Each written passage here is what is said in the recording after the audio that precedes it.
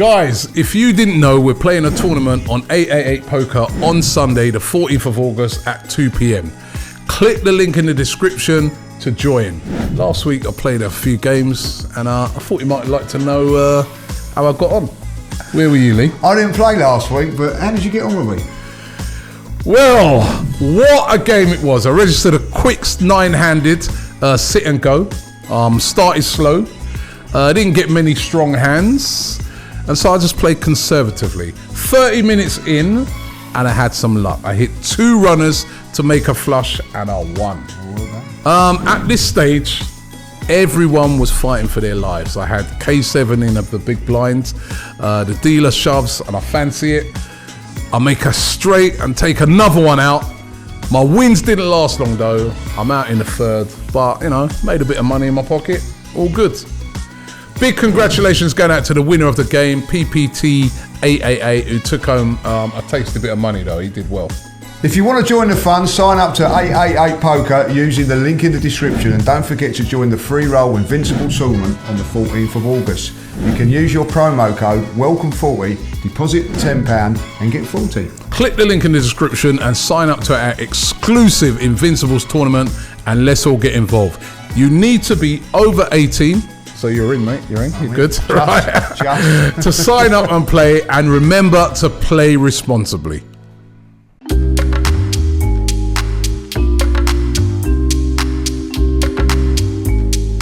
Hi, and welcome along to the Invincible podcast with my man Lee Judges. We're excited, looking forward to the new season. By the way, don't forget the poker tournament. Remember to sign up to our Invincible poker tournament on 888 Poker by clicking the link in the description. Add the username Robbie AFTV, or if you want to lose, Lee AFTV. Right.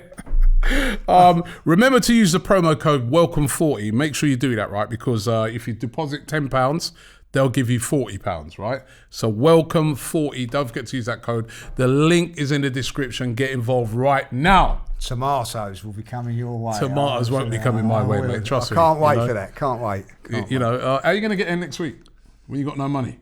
Bring it on. Bring it on. But yeah, listen, we're all looking forward to the new season, Lee. It's all about Friday night, the opening game of the season, the season opener, Arsenal versus Crystal Palace. I've got to say, I was down there a couple of days ago. We were doing some preview stuff, and the Palace fans are confident. And why wouldn't they be, to be fair? They dealt with us last year, didn't they? They dealt with us. They beat us at their place 3-0. Yeah. And even at our place, we were lucky to get that 2-2 draw. They're mad confident. I don't think they've seen enough of Arsenal in pre-season, but they're very confident. It's going to be a very tough game. Apparently Zaha's been on form in pre-season, so has Eze.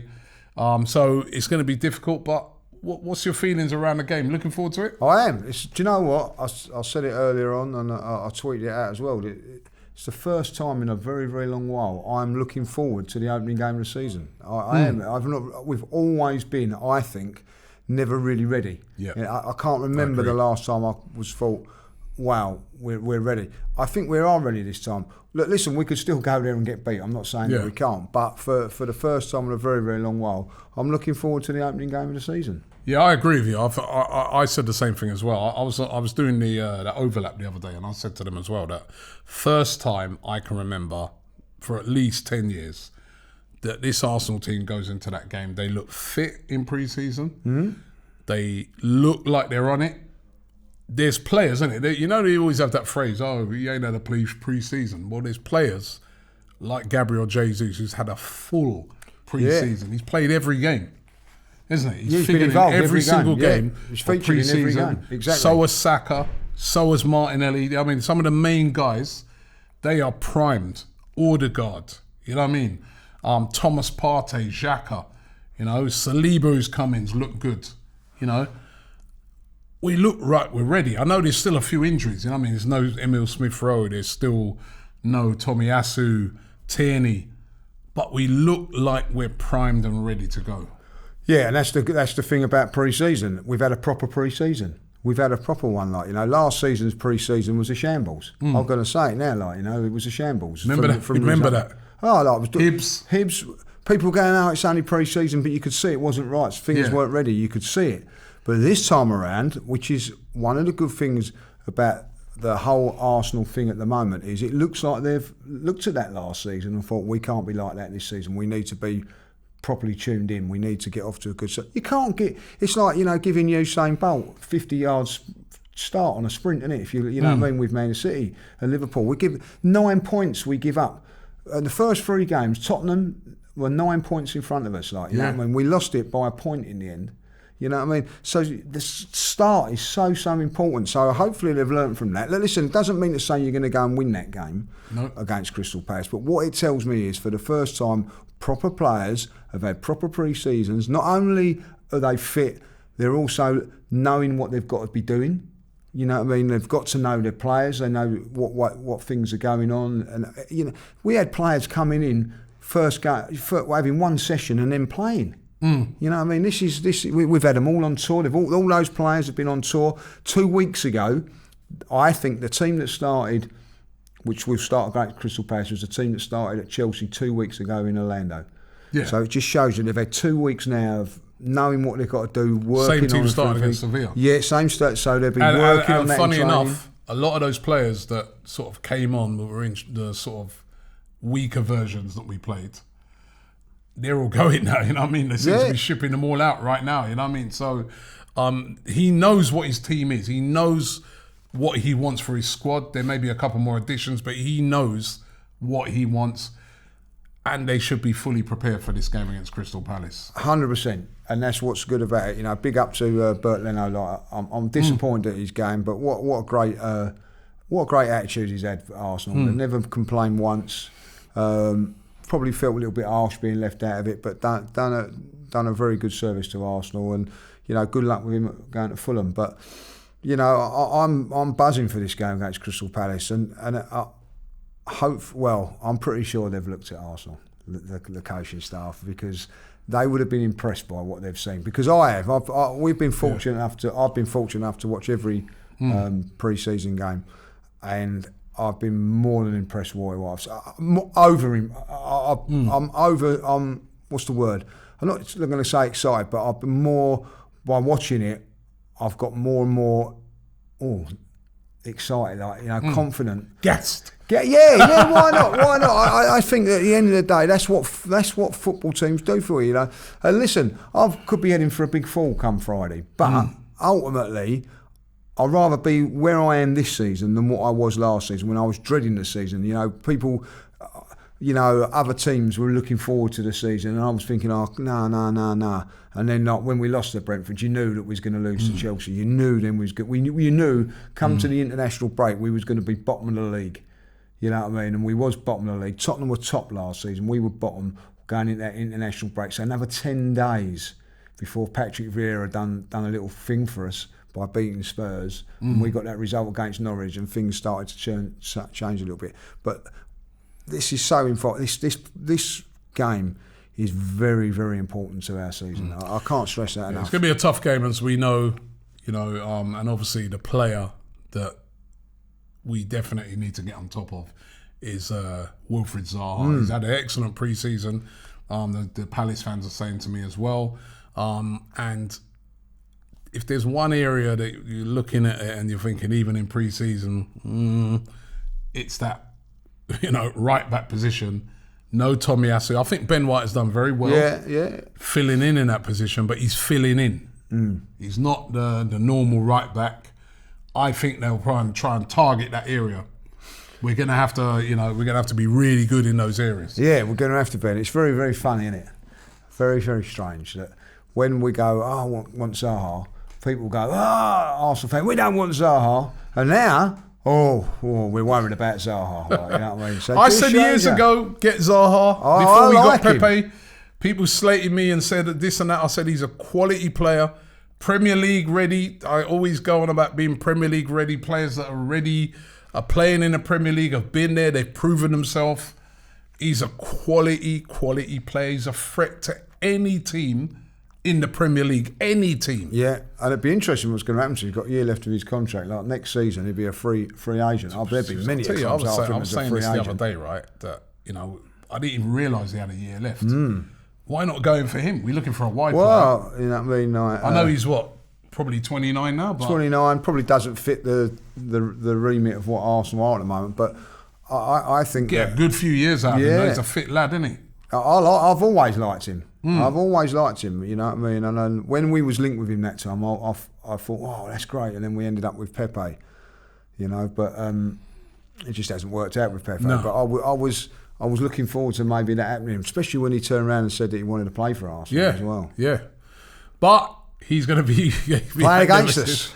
They got a good side. They got Mateta, who roughed us up last year. One thing Arsenal got to do this weekend: don't get bullied, and I don't think we will. I think there's a different type of team going into that game. Xhaka and Partey have looked very good in that midfield with Odegaard. We're going to have to pressure them. Last year, they didn't give us any time and space. Remember Conor Gallagher in particular, who's no longer there, by the way, but they brought in, I think Decore's coming instead of him. They're going to play the same way. They're going to be on us, high intensity, right? We're going to have to cope with that, and we're going to have to bring it to them as well. That's what we've been doing in pre-season, bringing that high-tech press and high intensity to teams. Are Arsenal going to be brave enough to do that to Crystal Palace on their home turf? Got to be. You can't go out and say this is the way we're going to play. This is how it's going to be. And then when a team puts it on you, you change tactics. You know what I mean? You've got to be brave. You've got to be brave in possession. I think that's where Thomas Partey will become pivotal in that, because he's one, when they do press, he's very, very comfortable on the ball in there. He's going to have to then go through the lines, which he can do. If we get through the lines, we've got the pace then of Jesus and Martinelli and the creativity of a Saka. So, it'd be interesting to see what Crystal Palace do tomorrow, on Friday, whether they're going to push at us and do that. Because I think now, last season, they would have looked at it and gone, do you know what, we can afford to push right up on these. But now if they push right up there, I wouldn't want to be leaving 30, 40 yards for Martinelli and Jesus to run into. Martinelli, Jesus and Saka. That can run behind you. All three of them quick, who can all run in behind, all three of them that can score. So that's a great point. That is an interesting what tactics are. It'd be interesting. Because last year you pressed up on it, but then you had like Lacazette, and this is a different thing this year. This is a different ball game. I think I don't think Martinelli played in this one, or he might come on on the bench. I think maybe Smith Rowe played in. When you've got those sort of the players are there, you can afford to just go onto the halfway line. They're not going to run you. These can run you. You know what I mean? And as you see with the Seville goal at the end of the last goal, do you remember Xhaka played it through? Martinelli's 1-on-1, no one catching him. Eddie's chasing up alongside him. Goal. So it'd be. Listen. Whatever happens on Friday, I'm not gonna. I think Arsenal are going to have a good season this season. Do you think we win Friday? Yeah. Prediction? 8-0.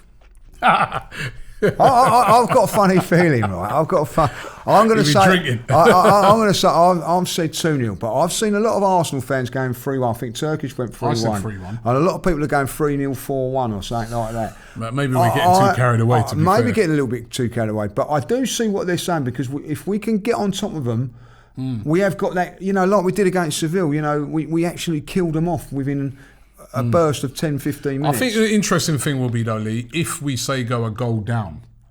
We've not really seen that in pre-season, apart from the very first game when we played Nuremberg. 2-0 down. 2-0 down in that. That was with, as we said, the guys that were all leaving. Then they changed it, brought on the proper guys, and we turned it around. But it'd be interesting if we were to say go a goal down, how we react. Do we still play our brave football that we've been playing in pre-season? Must do. That's going to be the interesting thing to see. How do we respond to that, a very hostile place that Selhurst Park is? So that's going to be interesting to see. But you think that Palace will score in this game then? Huh? You think Palace will score?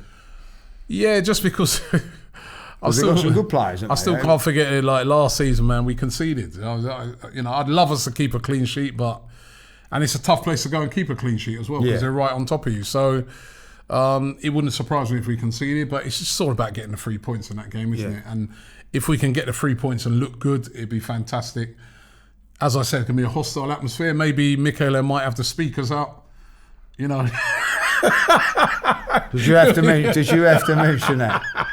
You know what I mean? He might have the speakers out, right? Trying to, what's it, the Homesdale in. He's trying. And I'm glad all over coming out like that. You know what I mean? Glad all over. Glad all over. Put it on volume 10, please, Mikel. But no, you promised me you wasn't going to mention that. I know it's a sore point with you. Oh, it's a sore point. It is a sore point with me. I'll tell you that. Yeah, it was a bit embarrassing, that. Well, if I was a player, so you don't think no speakers up this week? We're glad all over. Definitely not, because that game, what he done that for Liverpool, we ended up losing that 4-0 anyway. So, and the other thing is, they're trying something a little different. You know what I mean? A little different. They don't even play that "You'll Never Walk Alone" while the game's going on. You know what I mean? And really, what wind me up more than anything about it, I'm going to be honest, the atmosphere at Anfield is not as intimidating as it was.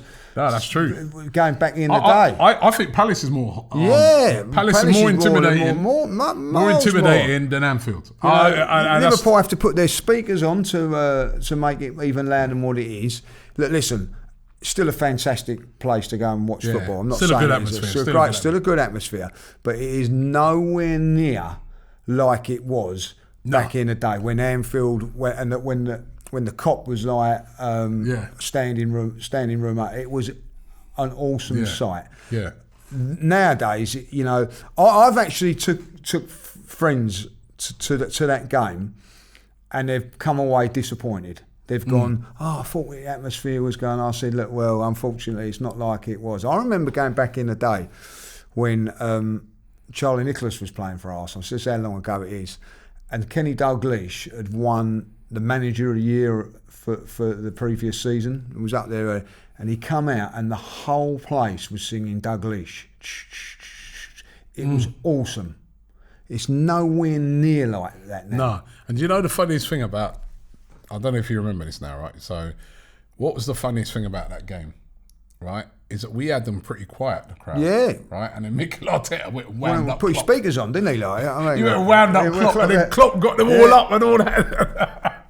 And then we got battered, you know what I mean? So, listen, no speakers for trying to replicate the Homesdale in. I wonder what he's gonna do for when it comes out for the semi-final, because I thought we put on a good performance there, the 0-0. Maybe he didn't put no speakers on that day. Then there's a thing, Mikel. He does. You know what? To be fair to him, he does. He's coming across as a manager who likes to try new things, though. He's trying to be an innovator. So yeah.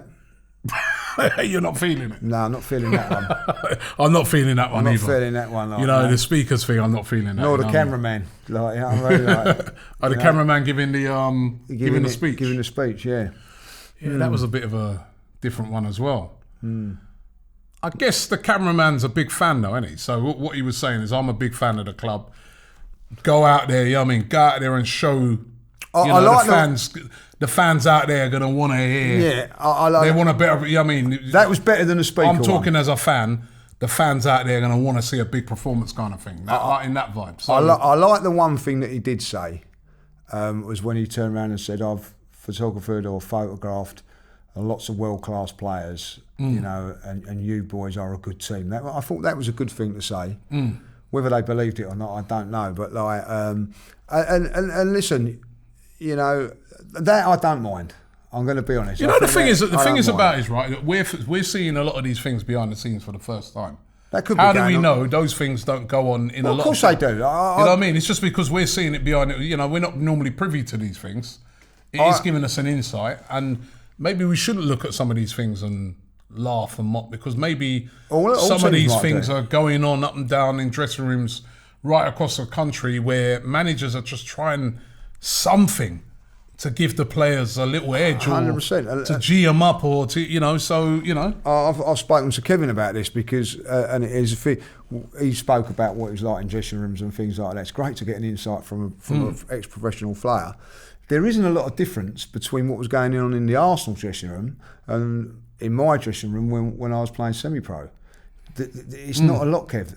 Not a lot. Less, Robbie. It wasn't a lot. They were doing the same sort of thing, same banter, same sort of fines, just on a bigger scale. If you know what I mean, if you went in the shower about your flip flops, it was it's £1 for us. It's like £100 for them or whatever. But there isn't much difference.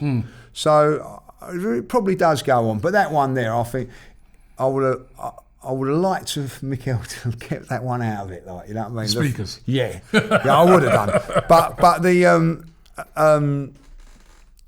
like the cameraman one isn't a bad one. I bet that other clubs have had fans in there before. I'm sure they have. Sure. Like, you know what I mean? Listen, there's probably other clubs in there with the owners in there picking the team and stuff like that. So I think it's a great thing if teams did put a fan in there. Yeah. Just to say, like, what it means to a fan. What does it mean? Well, that's what he was saying. Wasn't it? What it's like to lose on a.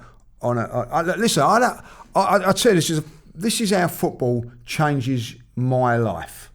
Right, Arsenal changed my life. Right, if you a couple of my mates are going to football Saturday with Wolf, maybe got an FA Cup game. Now they said, "Oh, you're going to come, Lee, you're going to come, like, you know what I mean?" In my brain is I'll come, depending on what happens on the Friday. Like, so if Arsenal win on a Friday, I'll pop over there, like, Now the week before, if they'd have done it, I'd have just gone automatically, because there isn't nothing. But now there's things riding on things every especially in a place like Wolf and Abbey. Wolf and Abbey, Chesnut, all that. Yeah, there's a few Spurs fans there, so you know that if you go there and you've lost, they're going to be going, hey, giving a little bit of the old thing, especially because they're going to beat Southampton. But if Arsenal have won, in you go. You ain't worried. Yeah. But that's how football changes you now. Like, this is what it changes your weekend around. It changes what, people, that's how it is. I know people like that say, like, we're going out on a Saturday night. I'm not as bad as this. And for a restaurant, and probably people can relate to this, like, and Arsenal have lost, and they say, no, I'm not going. Yeah. And stay in. I feel like that sometimes. Yeah, so I feel like that sometimes, man. Like, so these players need to know. I speak to all fans about this, and they always say it, match of the day. I never watch it when we lose. Match of the day, I can't watch it if we lose. No, I don't watch it when we lose. I can't watch. Because I do AFTV, I always have to eventually watch back.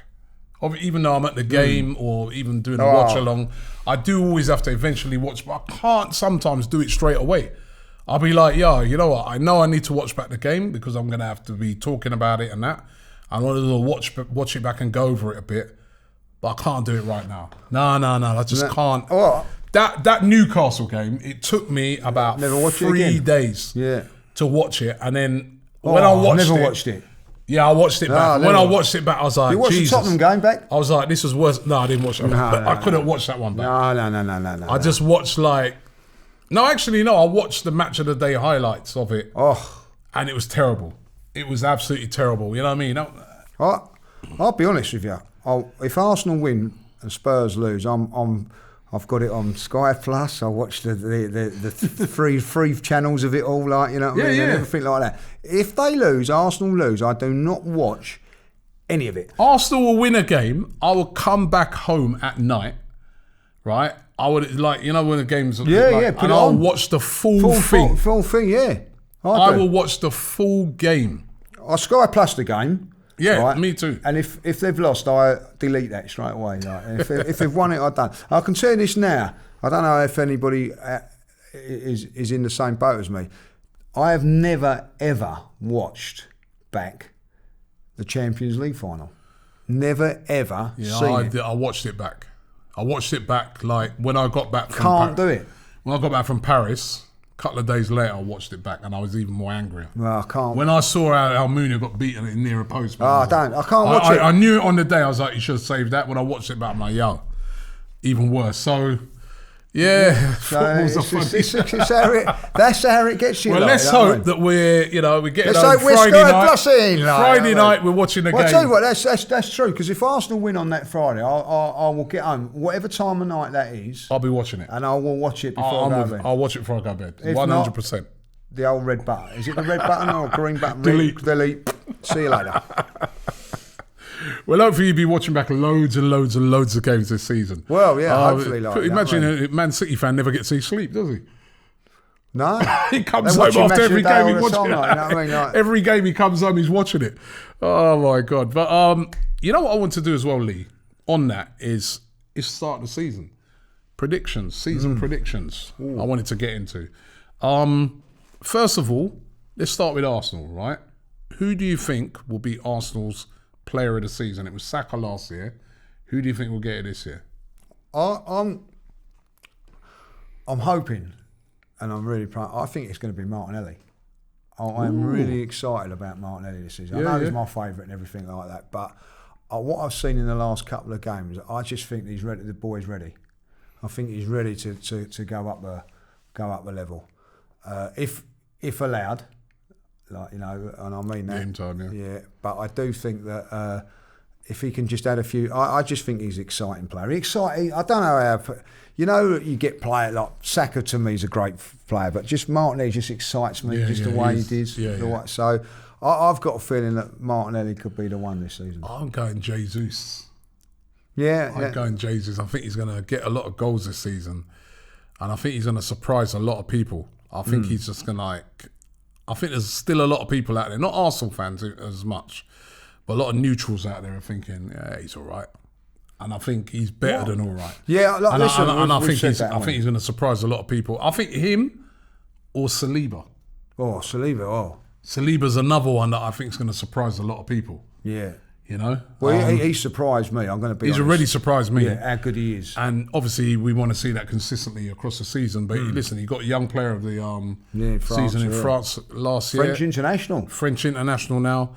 I think he's going to surprise a lot of people. I think he's going to be a bit like, you remember when that Fofana went to Leicester? Yeah. And they used to play together, by the way. Yeah.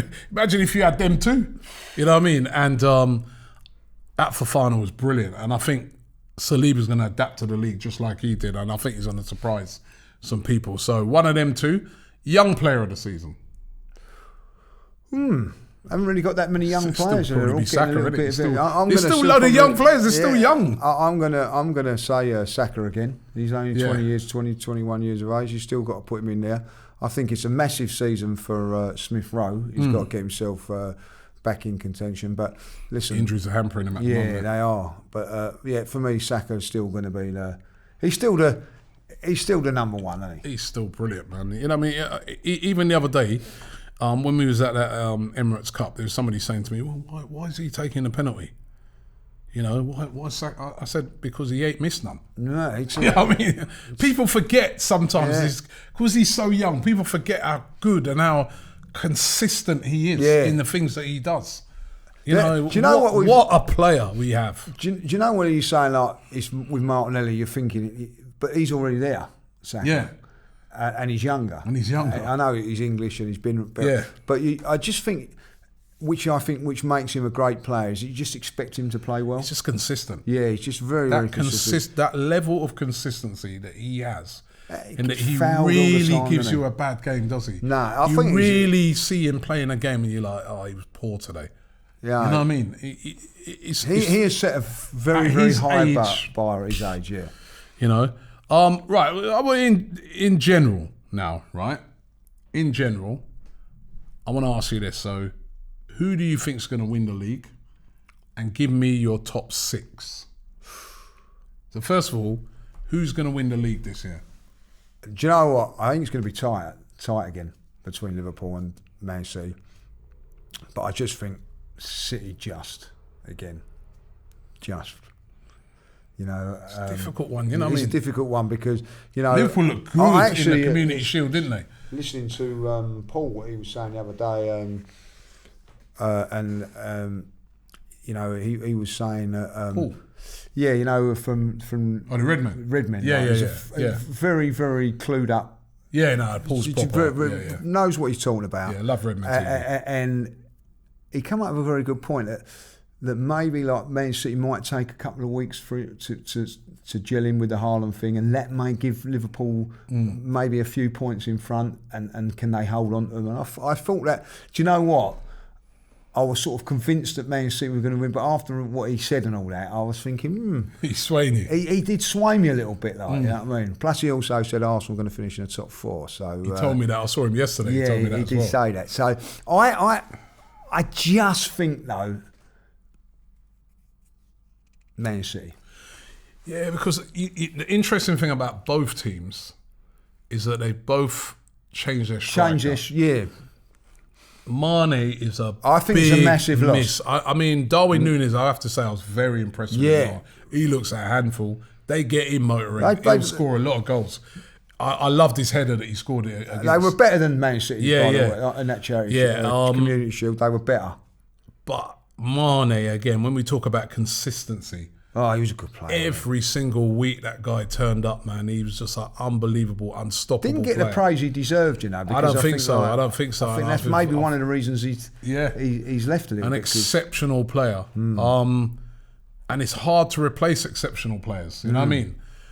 And then on the other hand, City, they've lost Sterling. But you saw last season that they can cope with that. Sterling, he didn't really play Sterling a lot last season. Right? In the big games. You know what I mean? They've brought in Calvin Phillips, which I think is a good signing. Brilliant signing. And Haaland, and despite Haaland missing that open goal, he's going to score goals, isn't he, in this City team? You can already see his movement and stuff like that. If he was to become a flop, though, which, you know, does a Lukaku... Yeah, I don't think he'll do a Lukaku. No, I don't think he will, but I didn't think Lukaku would do a Lukaku. Yeah, true. And Grealish, who was signed for 100 million last year, didn't exactly I think he will this season. So Do you think, I think he will this season? Grealish? Yeah, I think he'll have a better season, Yeah, I think he will. I'm with you. I've got to side with City. I've got to side with But I wouldn't be surprised. I wouldn't be surprised if Liverpool... Yeah, and it's only just siding with them just because they're just the masters of being consistent. Right, give me your top 6. Top 6. I am going Man City, Liverpool, them down the road, Arsenal, Chelsea. I'm going to say Man United, but I'd like to say West Ham. But right, Man United. Man United. I'd love to see Man United drop out of the top 10. I love it. Absolutely. They're a bit of a mess at the moment. They're in a mess. They're in a mess. When have you ever heard, like, I was looking at it the other day and I was like, Man United, Ronaldo, they're all jumping up and down about last year, wants to leave. And their number one target in De Jong doesn't want to come because he don't. When have you ever seen that with Man United? I've never seen it with Man United. You know? You know what I mean? Like... it's kind of what you associate with us sometimes. They are a little bit like us a few years. Yeah. You know what I mean? It's 37 years of age, Man United, right? And I'm sorry, I love Ronaldo. You know what I think of Ronaldo and all that. He's 37 years of age. He wouldn't be holding a club like Man United to ransom, like unheard of. See you later. Do you know what I mean? Like, you know. Well, you know what? The parallel can be sort of drawn in. Although we didn't hold Arsenal to ransom, but it was a similar situation with Aubameyang, isn't it? With Aubameyang, where Arteta had to make the tough decision and say, you know what, best for both parties. Yeah, see you later. Pierre, you move on, we move on. And they let him go. And they just cancelled the contract and let him go, right? And it's worked out for both sides. I although we still should have brought a striker in to replace him at the time, but that's by the by. It's a similar thing with Man United, isn't it? They need to get rid of Ronaldo. Ronaldo wants to go. He doesn't want to be there. You know, let him leave. Who cares? He's Who like, cares? Let it run. No. Let the saga run on, man. Let it rumble. Run on, like, you know? Right, let it rumble on. But it's what a contrast to last season. They were the team that a lot of people were saying could win it. They just brought in Varane. They brought in Ronaldo. They brought in Sancho. They were cock a hoop, and they're far off that now. Yeah. I'm going to give you my top 6. Yeah, go on. City, Liverpool, Arsenal, Spurs. I think they'll get top 4. Chelsea. And I said this the other day. Newcastle. I just got a funny feeling for some other club just getting into that top 6. I knew it could be West Ham. I just think that United, I don't know, unless they do something really good in between now and the end of this transfer window, I see them finishing outside of that top 6. You know, if you ask a Man United fan, and I've asked a few, like, you know what I mean, why do you think Man United are going to do well? They've actually all turned around and said the manager. Not one of them's turned around and said their players. And the manager is unproven in the Premier League. So that just shows the manager.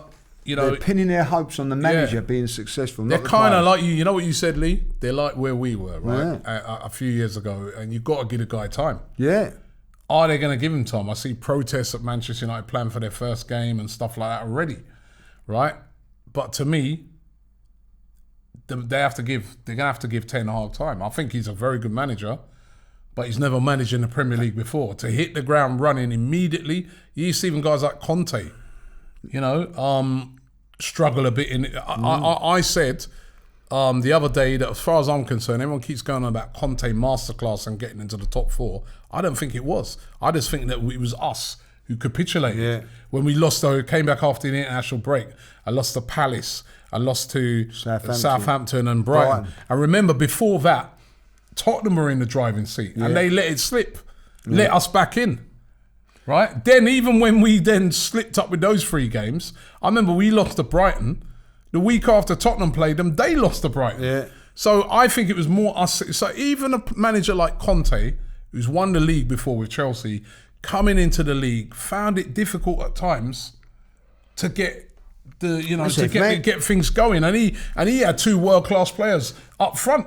Yeah. So if Man United get top 4, he's done a fantastic job. If they get top 4, he's done a brilliant job. But all those, do you remember those Man United fans, like, what I mean, you only got proud for top 4. Now all of a sudden they're all going the same thing, like, you know what I mean?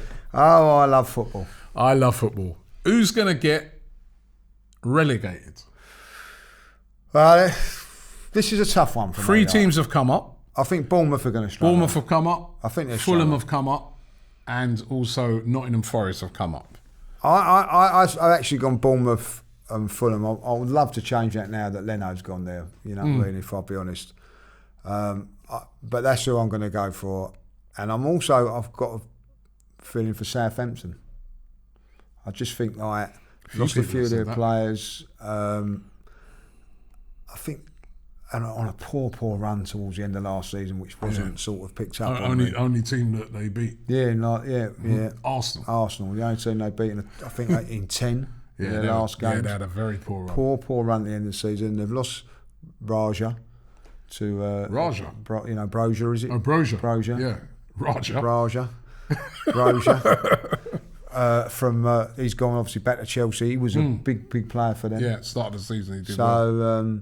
They started off so well last season. Do you remember? Walcott was on fire. And he just had they have not started off like that. Well, that's what I'm saying. So, their first game of the season, they're going to get smashed. Yeah, they are going to get smashed. Tottenham. Yeah, they're going to be a 3 or 4. So I do fear for them. Yeah. So you're going Southampton, Fulham, Bournemouth. Yeah, I agree. I think Bournemouth. They've not done enough for me to not yet anyway to convince me they're going to stay in the league. I think Nottingham Forest. Oh, not for I don't think they've done enough. I know they've brought in like Lingard and think what's a weird 1-year deal. That's only gone for the money, and it's a weird. I don't know what kind of. Why couldn't they have done it as a 2-year deal? And if they go down, he can leave. I don't know. Well, 1 year that don't look right to me, but. They bought in Lingard's quality, but have they done enough? Remember they didn't automatically go up. They came in through the playoffs. No, but I think they've got a very good manager. They do. Steve Cooper is a very good manager. And then I think it's one of then Fulham, right? Because always tough when you come up, no matter even how well you did in the Championship. Southampton, Leeds. Let's remember, Leeds have lost Calvin Phillips and Rafinha. Those are 2 difficult players. I know they've made signings. Top players, Top players, difficult to replace, I'm not sure about Jesse Marsh, their manager. Brentford last year, they were looking ropey until Christian Eriksen came along. Now, that's a good and call. then, they started the season well as well. That helped them. Could they be drawn back into it? You have a great first season, a bit like Sheffield United, but then the next season, people suss you out a bit and that, right? And Everton, remember how they just scraped it? They've lost their best player. And Calvin Lewis as Richarlison. well. He got injured in training. Yeah, so I don't know, man. I'm going to go... Super Frank. Yeah, but I'm going to go for... Chelsea. I think I'm going to go to I free. love it, Chelsea. Chelsea. I love it. I absolutely love it. They ain't getting relegated. Normal service resumed. I think the three that come out are going back. You're going for the same, same safe. Yeah, I think the three that come up are going back.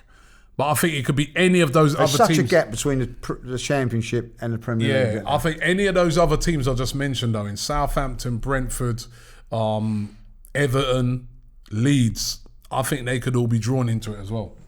There's a big gap, and then there's another gap again between them and then the next set of teams. And I'll tell you what, Leicester better get their act together as well. Well, yeah, Leicester at the moment, they're all over the place, you know. Yeah. But if they keep hold of your Madisons and people like that, you've got enough quality, they'll be... I mean, to be fair to Leicester, everyone's saying they had a terrible season last year. They finished 8th. Yeah, they didn't have a bad season. They just had lots of injuries. They had lots of injuries last season. But they haven't bought a player yet. They haven't bought anybody. And the one thing that I would say is a bit of a worry for Leicester is that they've got players that want to leave. Fofana wants to leave. Yeah. I think Madison's under threat. You know what I mean? Tillemans is obviously Schmeichel's leaving. Schmeichel's going to go to Nice. He's going to Nice, you know what I mean? So where are they going to need a goalkeeper? I thought Yeah. Leno could have gone there. Oh, they've been a better move for Leno. Yeah, I think so. But anyway, perhaps stay in London. Yeah, I think so. I think there's a lot of that. But those are my three that's going to go down. Golden Boot. Who's going to win the Golden Boot?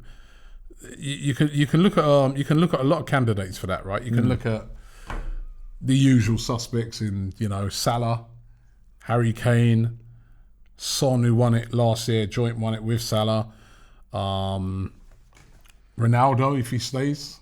Yeah, he got 20 goals. You could look at him. Haaland. Could Darwin Núñez be in it? Could Gabriel Jesus be in it? There's 8 candidates for you there. I'll tell you what. When you think about it, and I don't like him. Like Song doesn't take their penalties. If you have a look at all the others, they all take the penalties around him, and he's still got top scorer. That's some feat, that is. It is. But he ain't going to win it. I'm going to go for Jesus. I think he's going to. I'm going to go with it. I'm going to. I think he will score quite a few goals this season, and I think he'd being the main man and all that. I'm going to back our man. Yeah, I want to back him. I think I have to go Salah. I just think that guy every year he's up there. Now he doesn't have to pass to Mane no more. Yeah, that's true. And he does take penalties. I don't think Jesus is going to take penalties. Yeah, even though he never used to pass before. Yeah, I think Salah. I have to go Salah. Maybe it's Haaland's first season. I think it'd be Salah. Yeah, I'll go Salah. Yeah, okay. All right. Your dark horse for the season. What team out there you think is going to surprise a lot of people? I've said it for a few seasons now. I've been really impressed with them as a team, and I thought they've bought well this time. They've got a good manager, and that's West Ham. I think they bought in that Scamacca. I think West Ham, their first 11 is good. It's always a good team. They're well drilled, they're well organised, and the only thing that lets them down is that they haven't got a strong enough squad. They let them down. They should have won the Europa League last season if they're strengthened. They've gone and strengthened a little bit this season. People are putting them down in 10th and 11th and things like that. I wouldn't be surprised if they push right up in there. And actually, hasn't put them in the top 6. I wouldn't be surprised if they were. The last couple of seasons, what they've done has been very, very good. They're a good side. They've added it to it this time. They've kept their best players as well. So I think West Ham will be that will do better than what most people are predicting. Yeah, I can see that. Listen, I don't even know if they're a dark horse anymore because they've proven themselves so many times. I'm going to go Newcastle. I was very impressed with them when we played them towards the end of last season. I don't think there's going to be a lot of teams that are going to go there and beat them at home. No. I think they're the sort of team that they'll have a very good home record, right? They've got a good side, they're very cohesive. If they can bring in a couple more, which they can, they got money, I think, they're going to have a decent season, right? And I know I said top 6 earlier, maybe it's a bit of banter thrown into that. But I think they could get into like that sort of top 8. I think they're going to be a bit of a, even you see the ambition they're trying to show in, trying to bring in players like Maddison. They're trying to upgrade some of those players they've got. I just think they're going to have a good record at home and they'll nick some wins away. And I just think that they're going to be the sort of dark horse team that surprises people this season. Dark horse player that's going to surprise a lot of people that no one's expecting. So I would have probably said Jesus, but really, if I'll be honest, because I didn't. I think Jesus is one, but you know what? Let's not pick an Arsenal player. We're not picking an Arsenal player, so because of it is that sort of way there. So I don't want to say it really. I think Basuma's going to be a good. Sorry for Spurs. Yeah, I wish he was. Yeah. Wish we had someone like that. I just think that he's going to be. Because I think Spurs are poor in midfield, but now they're not with him in there. Just trying to think of somebody else, just because I don't really want it to be them. Like, you know what I mean? Yeah, I think like maybe. I tried his hardest. I tried my hardest not to think like someone help me out here, like So, I'll go for an Arsenal player, Saliba. You can't have an Arsenal player. You can't have an Arsenal player. Do you know what? I'm going to say, I've changed it a lot. I think there's going to be a surprise, right? Is McNeil Everton. I think he's a talented player. His stats don't really show what he's doing at Burnley. So I'm getting rid of Basuma. I'm going to go in because Dwight McNeil. I'll tell you what. When I've watched him play, his stats don't match up to his ability. Yeah. He has got a lot of ability. Yeah, so I'm going to go in. Okay.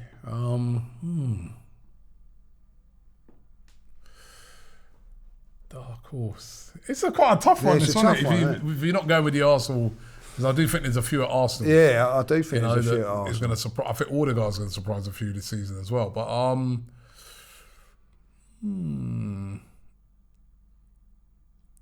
man, now it's kind of got tough. Darwin Núñez is not really a dark horse. He costs £85 million. So you can't really put him in a dark horse category, though, although I do think he's going to do well. Diaz is going to be a good player. It's not a dark horse. No, we all know him now. We all know he's a brilliant player. Well, so you could say that about Basuma, really, I suppose. Yeah. Jesse Lingard. He's going to keep Forest up. Jesse Lingard. Yeah, well, let me go for that Scamacca at West Ham because he comes very highly rated.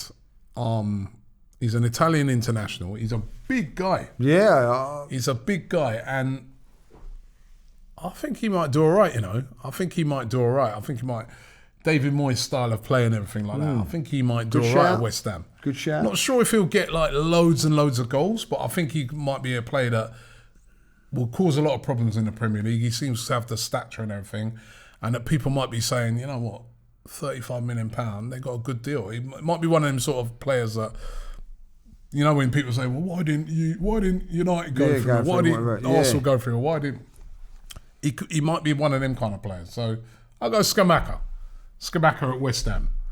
All right. Listen, I want to know from you guys. Yeah. Who would you go for? Who's your dark horse team? Dark horse player? What's your top 6? Who's going to win Arsenal Player of the Year? Young Player of the Year? Who's going to win the Golden Boot? Some interesting ones there. It's an interesting season, Lee. It begins on Friday. Friday night. Oh, can't wait.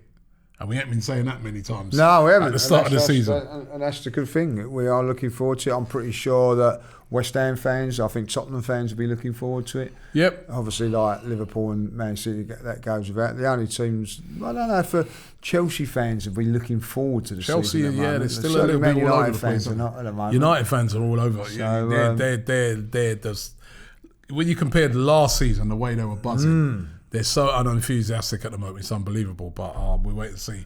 Listen, don't forget to sign up to the Invincible Poker Tournament on 888 Poker by clicking the link in the description. Username Robbie AFTV or Lee AFTV, and use the code WELCOME40. That means if you deposit £10, they will give you £40 to play, and it's on in this poker thing. We'll be looking forward to it.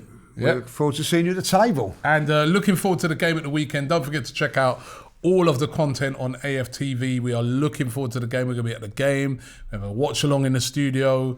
It's going to be, you're at the game, aren't you? I'm at the game, yeah. It's going to be fantastic, right? So make sure you check out here.